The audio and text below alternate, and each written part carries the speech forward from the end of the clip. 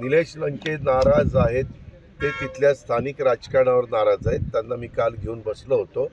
त्यांनी एका मंत्री महोदयांच्याबद्दल मला तक्रार केली आमच्या महायुतीतल्या, आणि ते म्हणले की मला ह्या पद्धतीनं सतत अडचण येते, त्रास होतो, आणि त्यामुळे ते नाराज आहेत. मी त्यांना म्हणालो की एकदा एकनाथराव शिंदे, तुम्ही, मी आणि देवेंद्र फडणवीस आपण बसूया आणि ज्या मंत्र्याच्याबद्दल नाराजी आहे त्यांनाही आपण बोलूया, आणि त्याच्यातून जे काही गैरसमज झाले असतील, कुणाचा कमी लेखण्यात आलं असेल, काही आणखीन काही प्रश्न निर्माण झाले असतील ते सोडूया, परंतु तो व्यवस्थितपणे राहा, कुठंही चुकीचं काही करू नको.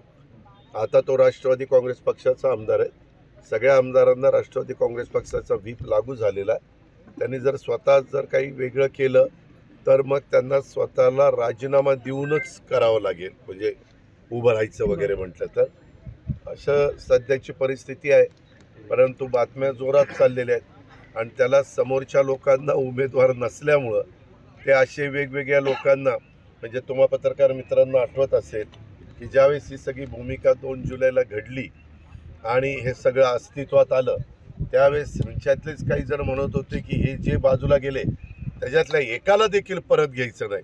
अजून ते बोलून 6 महिने नाही झालो, तोच लगेच त्या निलेशला, अरे निलेश तू आमचाच आहे, निलेश तू आमचाच आहे करायला लागले. त्याला काही अर्थ नाही. ठीक आहे, लोकशाही आहे.